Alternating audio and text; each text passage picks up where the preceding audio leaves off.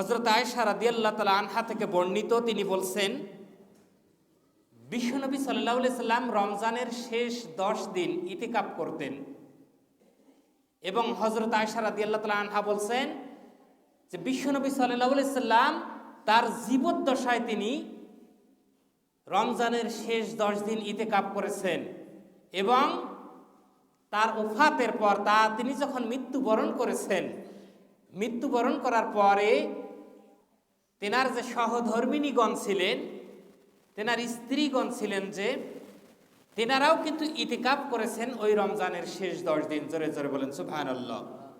এই রমজানের শেষ 10 দিন ইতিকাফ করাটা হচ্ছে সুন্নাত। রমজানের শেষ 10 দিন বাদ দিয়ে অন্য কোনোভাবে ইতিকাফ করলে সেটা, অথবা কম বেশি করলে সেটা সুন্নাত পালন হবে না। ইতিকাফ মানে হচ্ছে অবস্থান করা।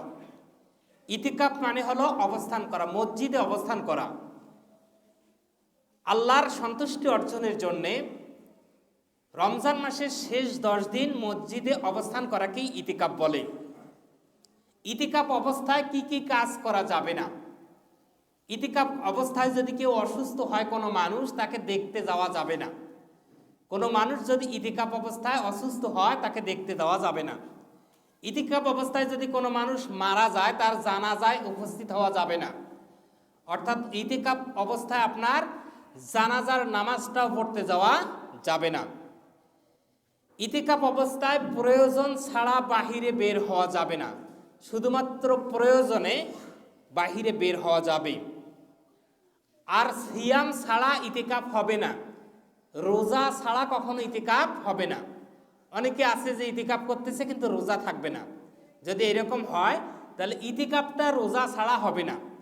ইতিকাফ করতে হলে রোজা 10 দিনেই লাগবে এবং ইতিকাফ সাথে সাথে লাগবে, তখন ইতিকাফের সওয়াবটা ওই ব্যক্তি পাবে।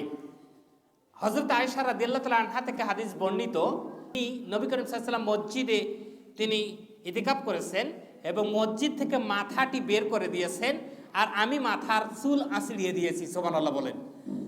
প্রয়োজন যেটা লাগবে সেই কাজটি করতে পারে। এবং হযরত আয়েশা রাদিয়াল্লাহু তাআলা আনহা আরও হাদিস বর্ণনা করছেন, সেটা হলো যে নবী করিম সাল্লাল্লাহু আলাইহি ওয়াসাল্লাম যেটা প্রয়োজন হইতো, তিনি চলে এসে ঘরে এসে সেই প্রয়োজনটা সেরে তিনি চলে যাইতেন। প্রাকৃতিক কোনো প্রয়োজন ছাড়া এই ইতিকাফ থেকে বের হওয়া যাবে না। পেশাব পায়খানা এই ধরনের প্রাকৃতিক কোনো যদি প্রয়োজন হয় আপনার, তখন আপনি বাহিরে বের হতে পারবেন। নতুবা বেচা কেনা, বিভিন্ন রকম মানুষের সাথে কথা বলা, বিভিন্ন জায়গায় যে কোনো ধরনের মানুষের সাথে গল্প গুজব করা, এগুলো করা সম্পূর্ণ নিষেধ। ইতিকাফ অবস্থায় এগুলো করা যাবে না।